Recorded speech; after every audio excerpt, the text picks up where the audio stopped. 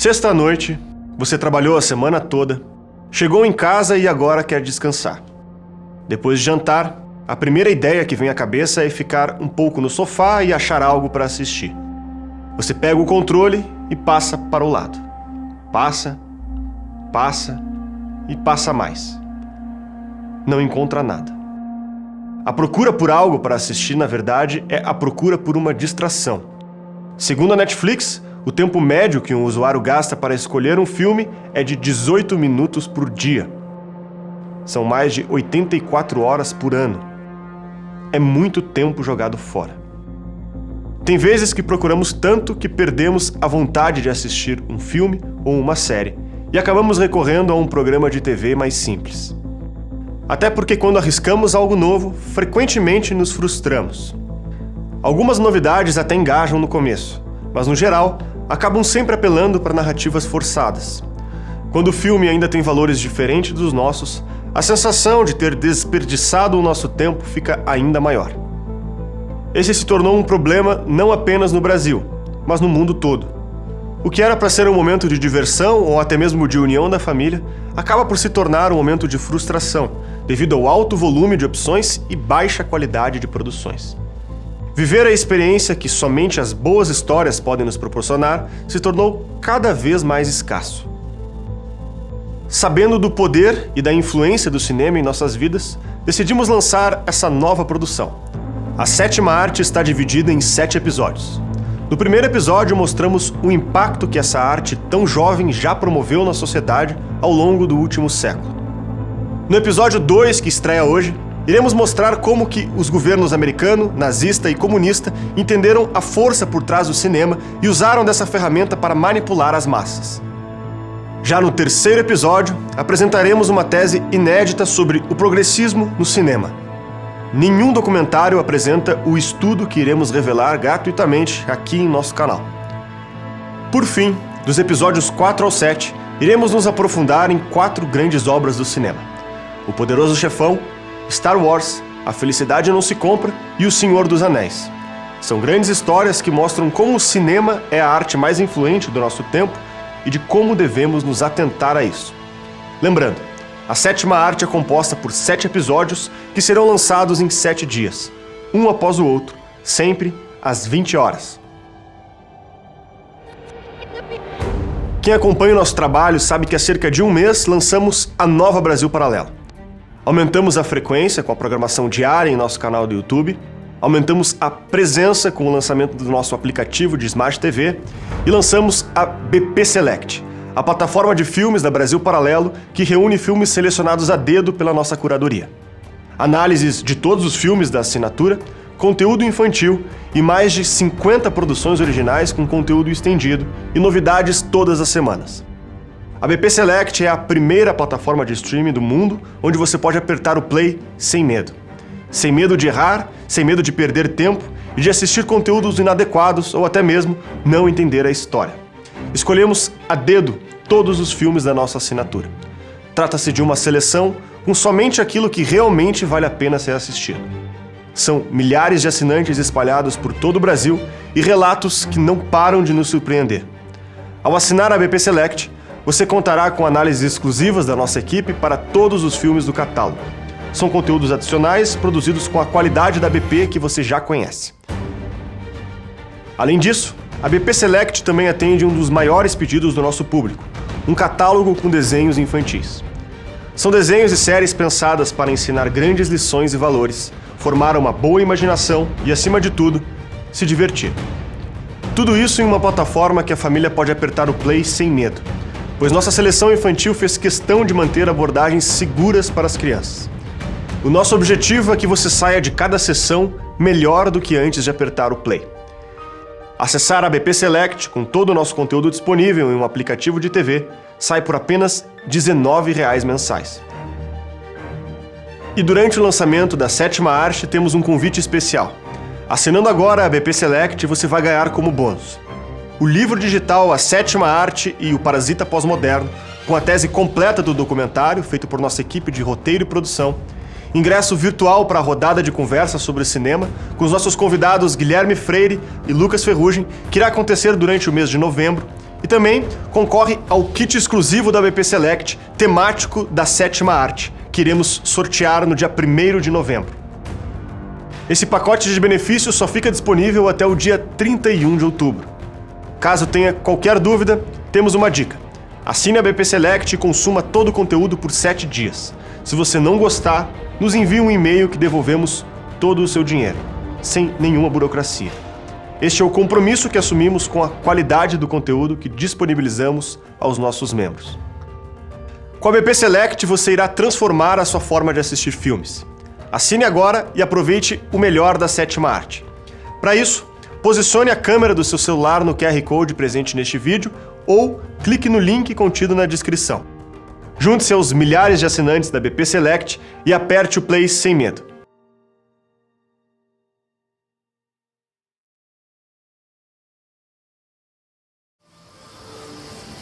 I don't think the system works. How would you have it work?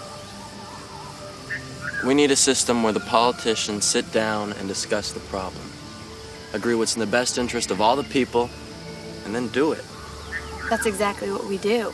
The trouble is that people don't always agree. Well, then they should be made to. By whom? Who's gonna make them? I don't know. Someone. You? Of course not me. But someone. Someone wise. Sounds an awful lot like a dictatorship to me. Well, if it works.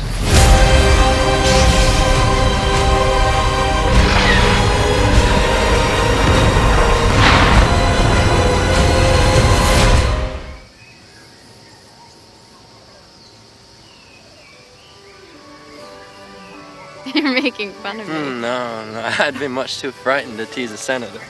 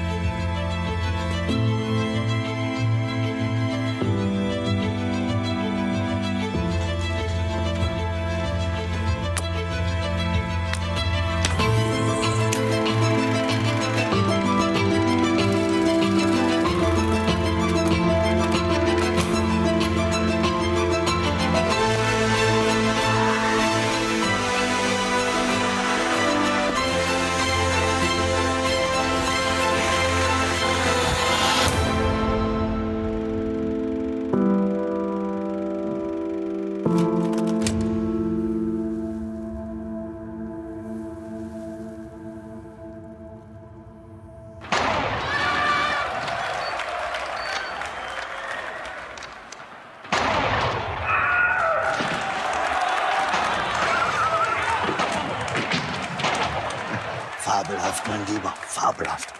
Das ist Ihr bester Film bisher. Danke. Danke. O cinema é uma arte, mas pode ser usado também como uma ferramenta política, sim.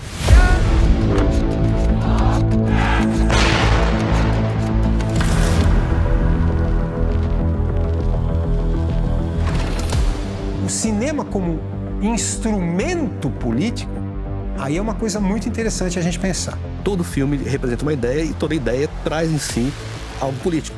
E aí nós olhamos e nós vemos que os governos eles se usam do cinema para construir um imaginário e eles se usam do cinema como uma ferramenta realmente de controle político.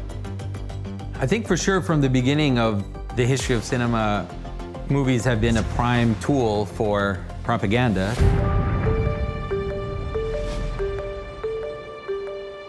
O cinema como a gente conhece hoje, ele surgiu num momento bem preciso da história. Esse momento é considerado por muitas pessoas como o desenvolvimento da linguagem cinematográfica a partir das experiências de um americano chamado David Wark Griffith. He was the father of film. He didn't do everything the first time like a close-up, but he developed, he gave us the grammar of filmmaking, the cutting, the handling of humanity before a camera. and understood the psychic strength of a lens.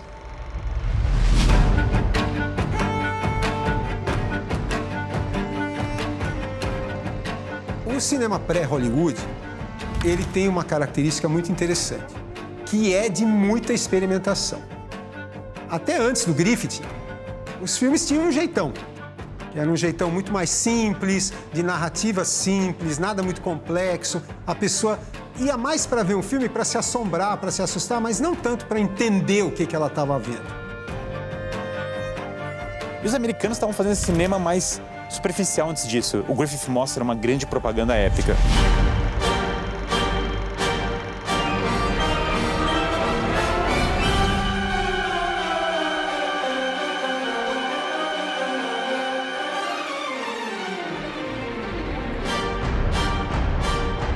Quando chega o Nascimento da Nação, ele é o pior tipo de ideologia política possível.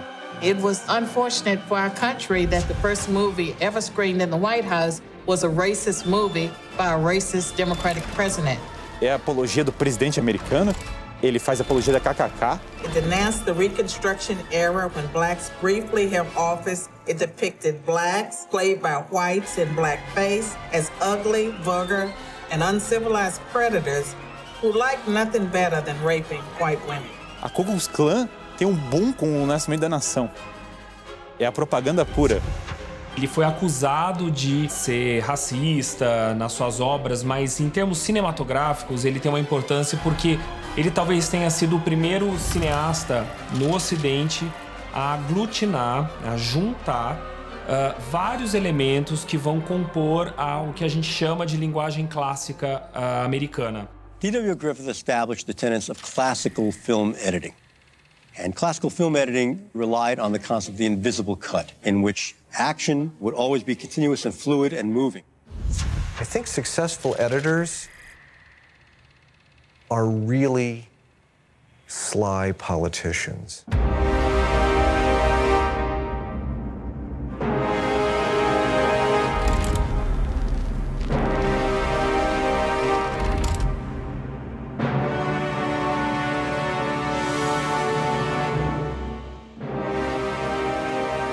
In Unione Sovietica, come in tutti i paesi dove c'è stata una dittatura, un forte dominio del governo sulla popolazione, il cinema è stato usato come mezzo di propaganda.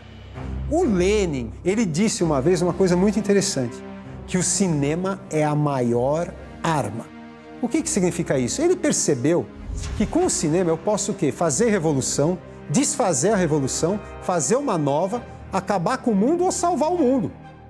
Então, é uma arma muito poderosa. O uso da montagem que o Griffith fez impactou o cinema global. Impactou o cinema na Alemanha, no expressionismo alemão, e impactou o cinema soviético, especialmente a escola Kuleshov. И вот я выяснил, что если соединить один кадр с другим, или один кадр с двумя другими, то получается не только то, что запечатлено в каждом из этих кадров, а нечто новое. Нечто новое. То, чего в этих кадрах нету, не существует.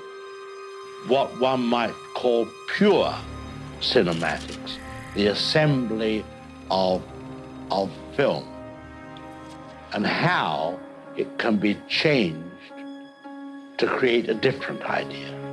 Now we have a close-up. Let me show what he sees.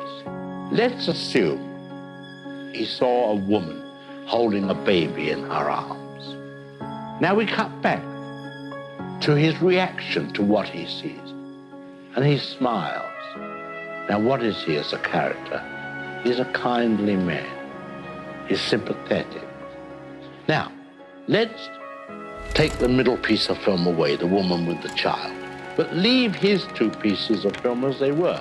Now we'll put in a piece of film of a girl in a bikini.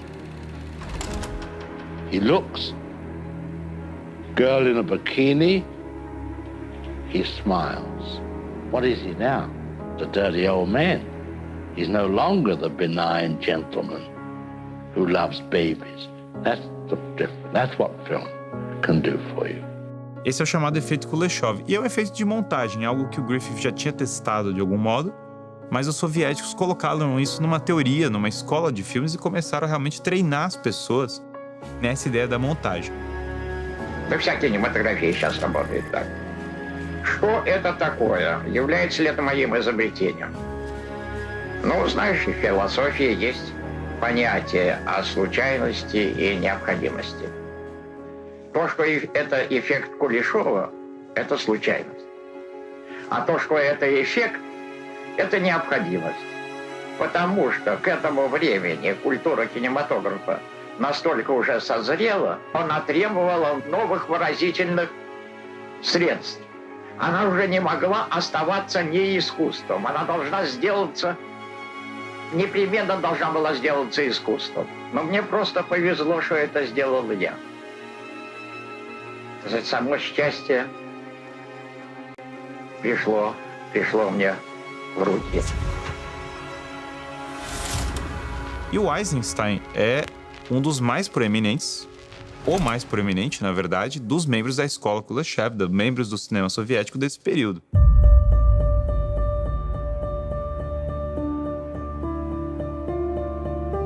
O Eisenstein, inclusive, foi um teórico do cinema, uma pessoa que ajudou a estabelecer, a colocar num papel, a pesquisar essa teoria de montagem. E ele levou até os limites essa teoria de montagem. O que o Eisenstein fazia era uma experimentação também, era uma montagem que visava também uma propaganda. O Encouraçado Potemkin não deixa de ser uma propaganda do pensamento vigente naquela época. Ele toma essas teorias de montagem de uma maneira completamente marxista. Ele é consciente disso. Ele quer passar uma ideia de luta de classes e ele quer passar uma ideia de dialética histórica, dialética material no filme dele. Porque a montagem, de certo modo, ela é um conflito, ela é um atrito entre ideias opostas. Por isso que o Eisenstein é tão obcecado pela montagem, porque ele está contrapondo coisas. Não importava para ele tanto o artista famoso, e nem importava tanto uma jornada do herói, uma história de redenção. Não é nisso que o Eisenstein acredita. O Eisenstein acredita que tem forças históricas, materiais, se chocando, que no choque entre elas, e eu comunico na montagem, na tensão da montagem, esse choque, e é por meio dessa tensão que eu tiro uma conclusão. Então, se eu sinto o drama de uma criança morrendo, enquanto as tropas czaristas estão matando ela, e eu sinto o drama do trabalhador que sofre com isso vai me motivar a uma nova sociedade na qual os rebeldes vão tomar conta. Os rebeldes tomando conta é só uma síntese das tensões, das forças que estavam em choque prévio. As forças que se chocaram antes vão gerar essa nova síntese.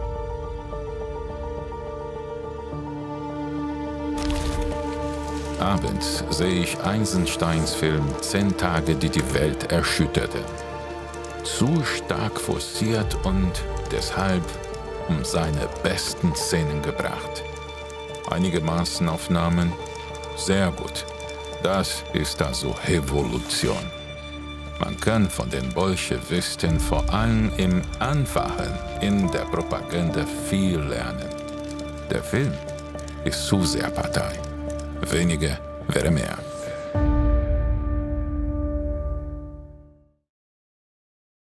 Pare de perder tempo procurando filmes para assistir. Na BP Select, nós fizemos escolhas a dedo para você e sua família se divertirem. Conheça agora por apenas R$19 mensais. O expressionismo alemão, que foi um dos grandes marcos do cinema, ele não só ficou na questão da montagem e da narrativa, mas ele trouxe fortes impressões estéticas para o cinema. Um exemplo disso é Metrópolis, do Fritz Lang. No Metrópolis você tem uma torre de Babel composta como um mundo moderno. Então comunica esse novo mundo mais globalista, esse novo mundo mais industrial, ao mesmo tempo que eu tenho, por exemplo, uma cara muito assustada imediatamente colocada na minha frente. No Metrópolis eu tenho uma mulher e ela na verdade é meio prostituta, e na verdade é meio robô, na verdade é meio mágica, meio mística. Então eu tenho um elemento conceitual que eu passo uma visão estética filosófica por meio desse elemento conceitual. Isso formou muito do que é o expressionismo alemão. E os caras estavam refletindo o sentimento de paranoia, de desequilíbrio, do que eu falo em aula de desastre da razão, que permeava na Alemanha entre a Primeira e a Segunda Guerra Mundial. O expressionismo alemão, de algum modo, ele pegou todos esses desenvolvimentos de linguagem e trouxe um elemento simbólico mais profundo, um elemento estético e simbólico mais profundo para essa discussão da linguagem. Existe um contraste de conteúdo entre o expressionismo alemão e o que vem depois, do Partido Nazista vai fazer, o nacional-socialista. Mas, em comum, eles consideravam o cinema uma arma poderosíssima de comoção e de envolvimento do público. Double door opened. There was a long, long room, and at the right corner, near a window, there was a big desk. Behind the desk was a very, very small man. It was Mr. Goebbels. I don't know exactly what I felt in this moment, but I didn't feel very agreeable. I didn't know what he wanted from me. O Goebbels, tudo que ele podia usar para comunicar a mensagem nazista, ele queria utilizar. Ele tem uma visão estética, essa visão meio classicismo romano, misturado com um paganismo antigo, que ele quer passar por meio da propaganda nazista, e o cinema para ele é uma das principais, das maiores ferramentas para isso. And then finally he said something which disturbed me very, very much. He said Hitler had seen a lot of my pictures and that he has said, this is the man who will give us the Nazi picture. Desde essa crítica do mundo moderno, muitos simpatizantes nazistas às vezes queriam usar o Fritz Lang como um aliado. Mas o Fritz Lang, ele se via como oposto ao nazismo. Well, how did you react to it? Well, first, naturally, I was shocked, but I was afraid. And naturally, I said, I'm very, very flattered. I'm very happy to hear that. But in the back of my mind, I had always a feeling, now you have to get out of here. Porque Hitler entendia que Fritz Lang era um dos maiores cineastas alemãos, que é verdadeiro. Fritz Lang, de fato, tal como Hitler pensou, é um dos maiores cineastas da Alemanha. Mas o Fritz Lang não queria isso. Então o Fritz Lang teve que fugir da Alemanha para não ser utilizado como propaganda nazista. E aí vem o cinema de propaganda nazista que vai quebrar essa estética, vai pegar uma estética que é muito inspirada visualmente no renascentismo. A ficção nazista é fraquíssima, né? Eu, inclusive, não consigo citar nenhum grande filme assim que me marcou. O documentário já é muito forte, especialmente da Leni Riefenstahl.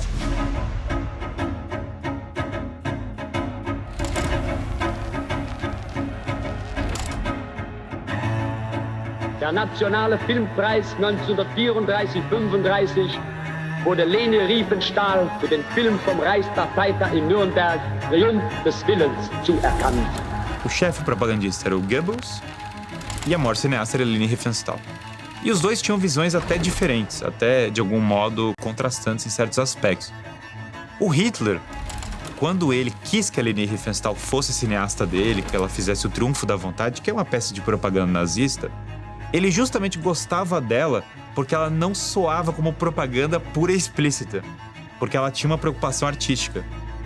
E o Hitler achava que perdia impacto se ficava com muita cara de comercial o filme.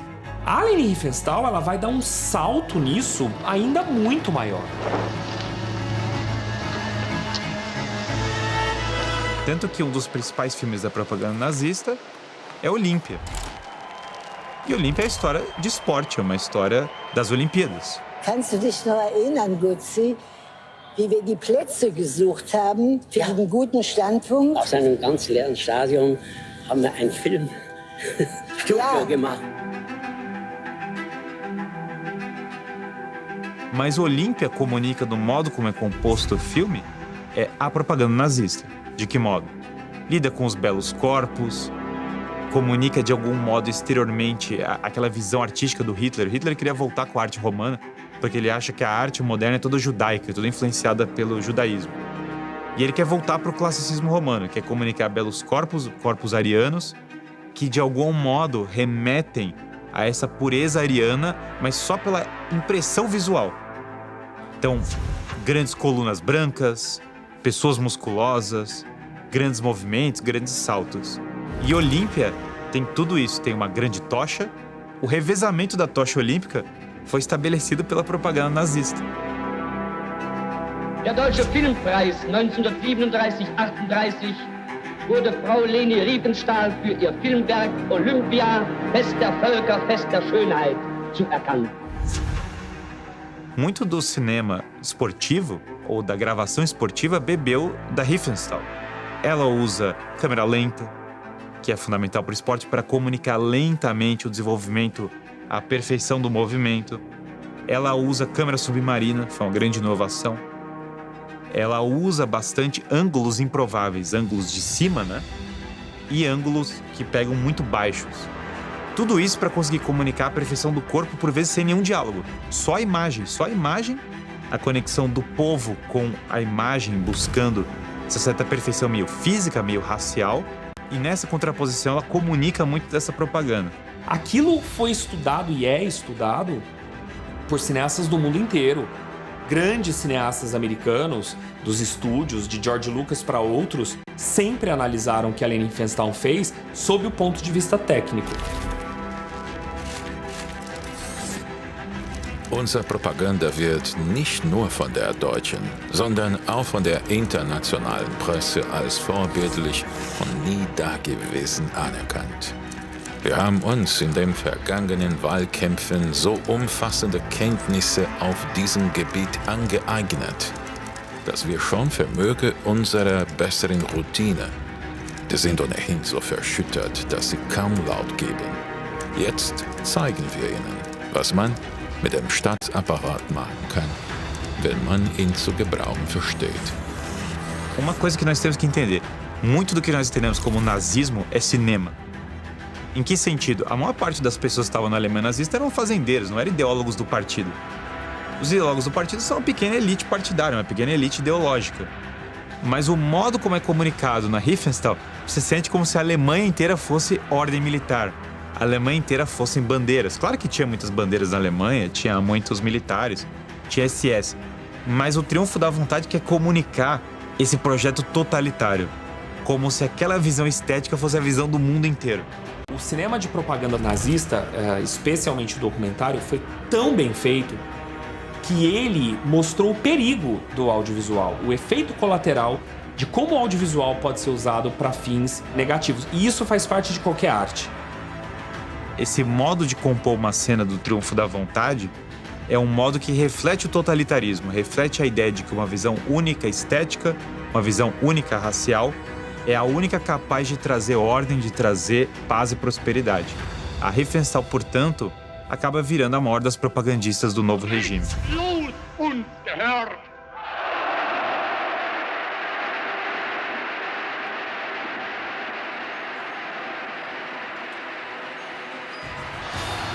Mas os americanos sabiam, o Triunfo da Vontade foi visto e revisto durante meses pelo público na Alemanha e até fora, que ele teve um impacto muito grande. Mas os americanos já sabiam também que o audiovisual tinha esse poder di convencimento. Quello che era avvenuto negli anni 30 era che tutti i major studios erano stati sostanzialmente acquiescenti a una serie di ricatti della Germania nazista, del governo di Hitler, di non parlare mai male della Germania e del nazismo. Forse apparirà sorprendente se uno ci riflette, ma non c'è nessun film americano degli anni 30 che parli male di Hitler. Perché? Perché la Germania era un mercato molto importante per il cinema hollywoodiano e il governo tedesco aveva messo a Hollywood un suo rappresentante, a proposito di rapporti fra politica e cinema, che chiedeva a tutti i major studios di poter controllare le sceneggiature e di poter dare la sua approvazione. E quindi le major, per non perdere questo mercato molto importante che era il mercato tedesco, sostanzialmente erano stati acquiescenti a questo. Conto questo perché pochi anni fa, 6-7 anni fa, è uscito un libro che racconta questa vicenda con molti documenti originali. Il libro si intitola The Collaboration e racconta come il governo tedesco è stato molto efficace nel ottenere questi risultati. Também o cinema dos anos 30 ele está muito focado em histórias, em pegar literatura. Ele está indo para um outro desenvolvimento que não lida tanto com o cinema político tão imediato. Tem muito cinema político também nos anos 30, não é que é uma década alheia a isso, mas é uma época que os Estados Unidos está saindo da Grande Depressão, os Estados Unidos passou pela Primeira Guerra Mundial. É uma época em que as pessoas não querem pensar nesses problemas da guerra e querem voltar a narrar grandes histórias, querem voltar a focar no drama humano, no romance, em uma série de desenvolvimentos que estão acontecendo ali nos anos 30. Nobody wants to see a film about Adolf fucking Hitler! I do!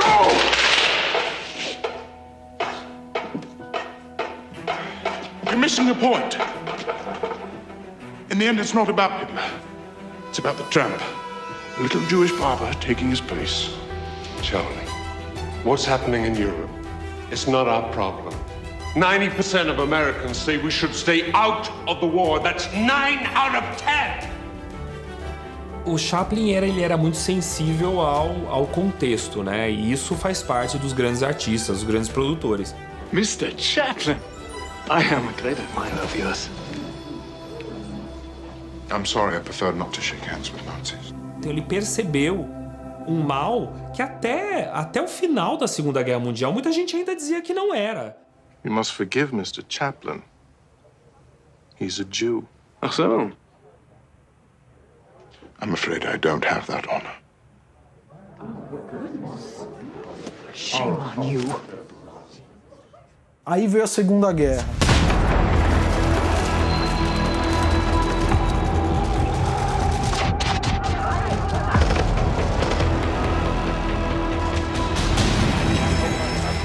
Aí o mercado mudou completamente, né? Ainda mais entretenimento. A Segunda Guerra é a primeira guerra depois do advento da propaganda e depois do advento do cinema. A propaganda da Primeira Guerra Mundial é cartazes, né? Então tem uma imagem, uma sátira, um cartoon, você cola na parede e as pessoas olham. E na Segunda Guerra Mundial você pode botar as pessoas numa sala e fazê-las assistirem. Qual é a sua interpretação do que é a Alemanha nazista, como você quer que elas pensem que é a Alemanha nazista, como você quer que elas pensem que é a União Soviética, como você quer que elas pensem que é os Estados Unidos e o Ocidente. Você pode simplesmente colocar isso numa sala.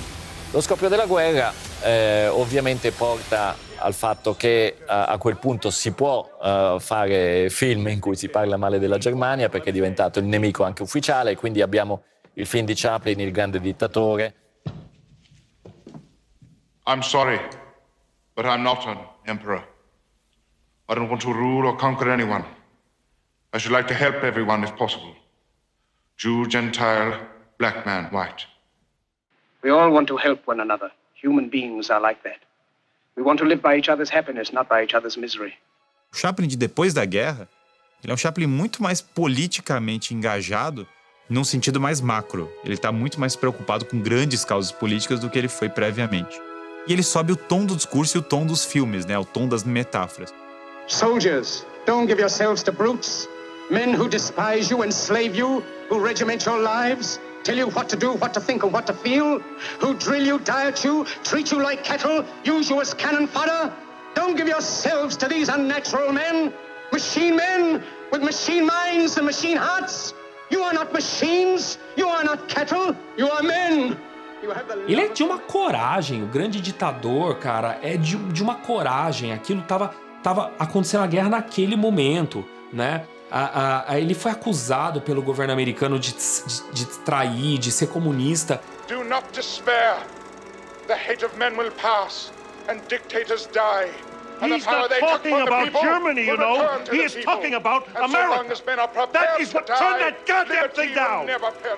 Era um momento em que havia um inimigo personificado. E então o Chaplin vai aproveitar e vai se esbaldar nisso, né? Com muita inteligência, com muita arte e muita ousadia também. Soldiers, in the name of democracy, let us all unite!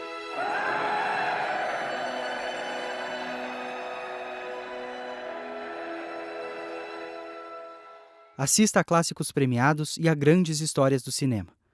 Na BP Select, você não perde tempo escolhendo filmes duvidosos. Conheça agora por apenas R$ 19,00 mensais. E aí você tem a propaganda, que ainda é um outro modo de olhar as coisas, que é: precisamos ganhar a guerra.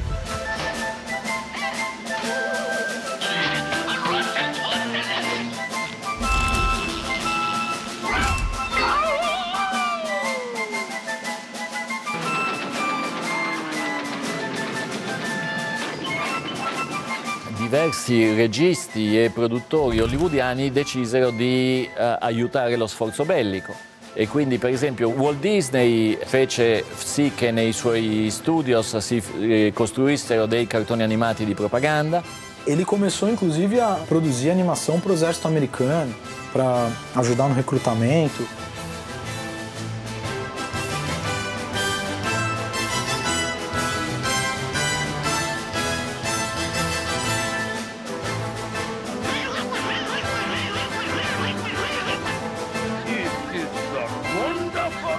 Existe toda uma indústria de propaganda. Eu preciso mostrar para as pessoas, fazer as pessoas associarem tal coisa a uma coisa má por meio do símbolo muito superficial que entre rápido na cabeça delas.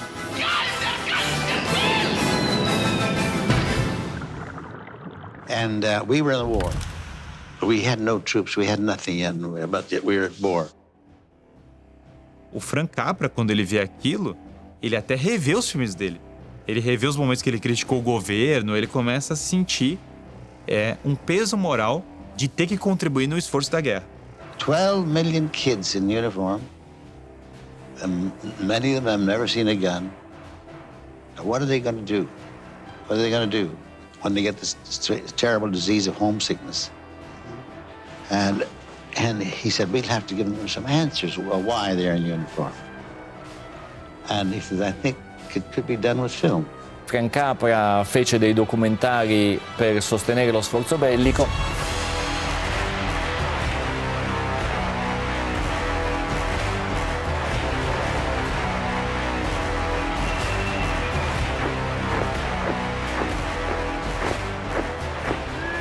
Frank Capra fez o Porque Lutamos como resposta ao Triunfo da Vontade. Mas ele utiliza técnicas do Triunfo da Vontade para contrapô-las no Porque Lutamos. Então, no próprio cinema americano, você tem influência do cinema nazista e ataque contra o nazismo. What the hell made me come into the army? Why? What am I doing here? Well, I'm doing what? Because I believe these countries are going to try to take over the free countries and put into their own. But I didn't want to lose my freedom. E altri registi importanti, fra cui per esempio William Wyler, John Ford, George Stevens, 5 registi che andarono a documentare lo sforzo bellico e poi tornarono profondamente cambiati.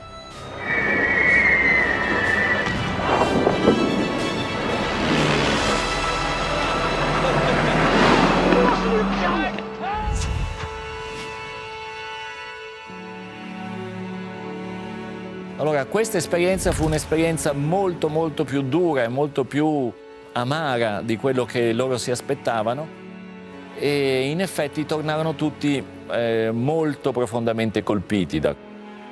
Os diretores que foram para a guerra voltaram transformados. Eles olharam para as próprias vidas, refletiram sobre a própria vida deles. Eles se preocupavam, inclusive, com a própria propaganda que eles fizeram. E eles viram que o mundo que eles aprenderam a amar, o mundo no qual eles cresceram já não existia mais. Actually, in a way, I was away almost 6 years from camera. Jimmy Stewart was away 6 years. We came back to Hollywood, and we didn't know anybody. And it's a new world. It was a brand new world. O Frank Capra, quando volta da guerra, ele quer comprar uma briga com os grandes estúdios. Ele monta a Liberty Films para justamente ter liberdade para passar uma nova mensagem. Passar uma mensagem de esperança, passar uma mensagem moral. Ele entende que os valores são cada vez mais materialistas, que Hollywood está se perdendo numa obsessão sexual e por dinheiro, que afasta Hollywood dos valores originais, afasta Hollywood de uma busca por uma mensagem mais bela, uma mensagem de esperança, uma mensagem de amor. And I want to put into your heads that the world is not all evil. That not everybody goes around kicking each other in the teeth. Neither is the world all good. But it's not all evil. So, yes, we do have nightmares, but we also have dreams. We do have villainy, but we also have great passion among ourselves.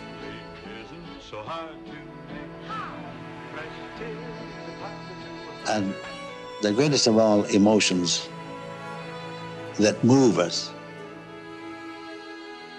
is love. And without that bit of transcendental, sacrificial love, you generally don't make a hit. If you analyze all the great classics that have been in the plays, books, or anything, you'll find them all. I got one. They're about some kind of a sacrificial love. Tanto que o Felicidade Não Se Compra é uma forma do Capra lavar a alma. Depois de fazer propaganda, ele chega e ele fala, quer saber, eu vou fazer um filme independente e eu vou falar que o mundo não é isso. O mundo não é esses tanques, o mundo não é essa contracultura que está surgindo agora, o mundo não é esse materialismo, o mundo não é essa coisa do dinheiro, o mundo não é nada disso. O mundo é uma busca pela esperança, o mundo é uma busca por algo bom, por algo belo.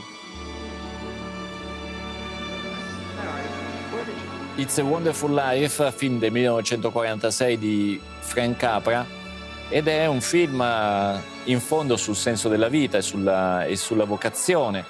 È stato un'idealità la sua che ha caratterizzato il cinema americano di quegli anni, cioè il cinema dell'uomo comune che combatte contro le ingiustizie, il cinema che dice che nonostante tu magari sia povero hai una tua dignità. È un film secondo me molto profondo, con quella capacità che hanno appunto i grandi capolavori di essere profondi e semplici allo stesso tempo. Then what? Then what, honey? After that, who cares? E aí vai ser o quê? Um fracasso comercial, porque não vão distribuir o filme direito. Help me, Clarence, please. Please. I want to live again. I want to live again. I want to live again. Please, God, let me live again.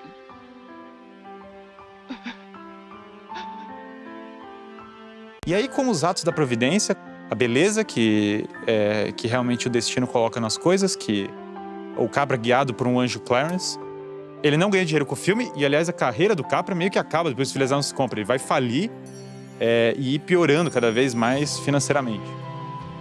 Mas o filme vai perder os direitos autorais justamente porque o Capra está numa situação péssima e tudo é confuso. E aí o filme vai se passar na TV de todos os americanos e vai ajudar a formar todo um imaginário por décadas. In poco tempo si è trasformato in un grande classico, un film che soprattutto in America viene visto e rivisto ogni Natale. Porque justamente com os direitos autorais meio confusos, todo Natal as TVs vão pegar, passar o filme. E todo mundo vai olhar e lembrar e falar, caramba, os Estados Unidos significava algo mais do que um exército marchando e uma bandeira na frente. Tem algo por trás disso.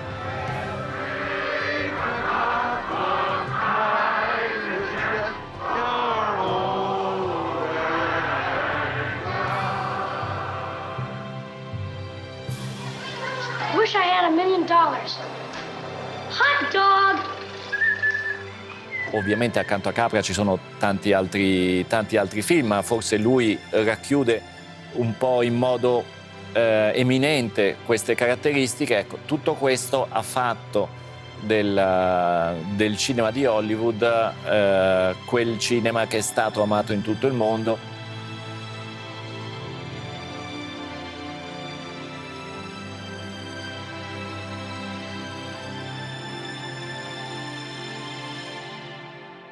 E che, non dimentichiamolo, ha veicolato anche all'estero un'immagine enormemente positiva degli Stati Uniti, cosa di cui gli Stati Uniti hanno beneficiato moltissimo nei decenni successivi.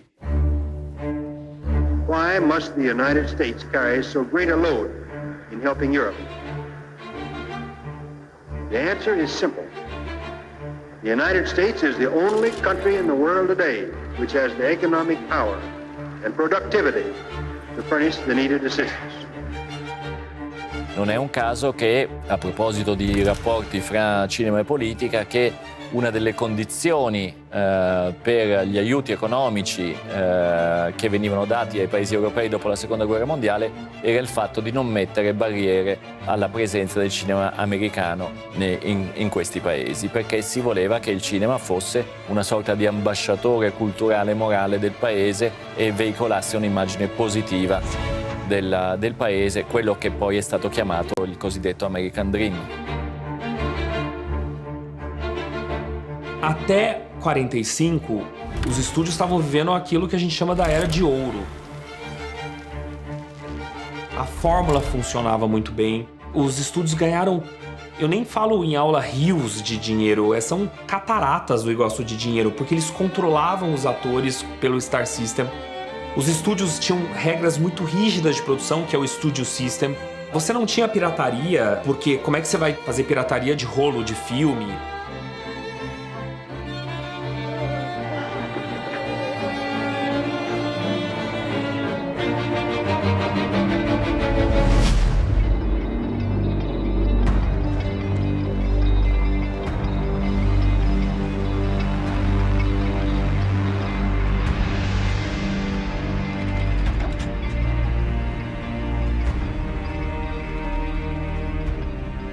Você tem abordagens diferentes para a guerra. Nos anos 40, eles vão produzir efeitos díspares, né?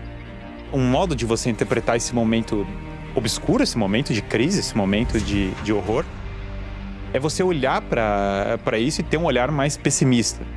Esse olhar mais pessimista é que a escuridão é forte no mundo. I don't know what to do anymore. I must be there this morning, but I'll give the job to somebody else. You should never have pawned your bicycle. What good is that now? I feel like I'm a man in chains. I've been cursed since the day I was born. O cinema do pós-guerra já é um cinema muito desiludido. Cinema, por exemplo, o neorrealismo italiano.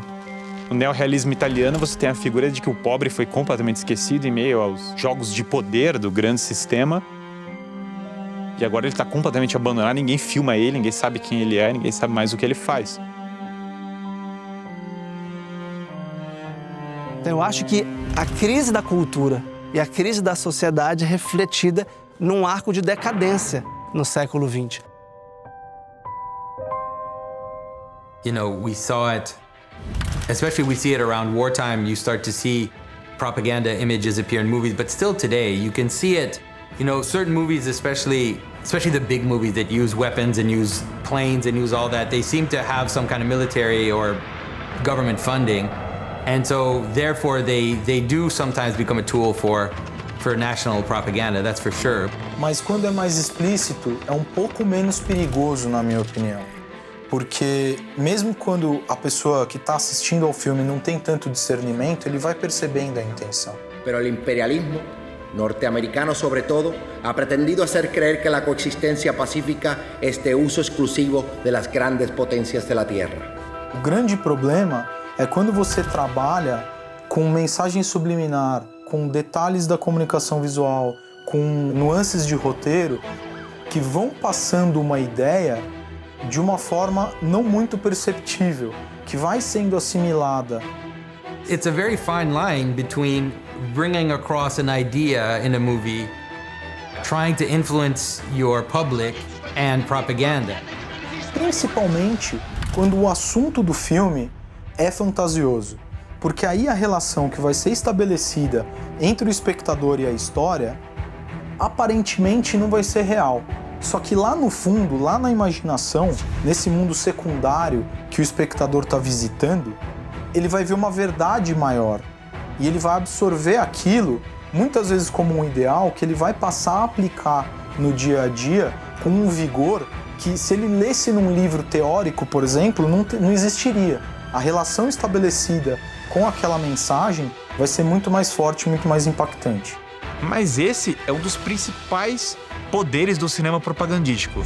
Quando ele é mais atenuado, quando ele é mais sutil, a mensagem passa com mais facilidade. Ela não salta aos olhos num primeiro momento. Uma arte isso, você conseguir doutrinar sem que a pessoa perceba. E a ideologia é inimiga do cinema, com certeza.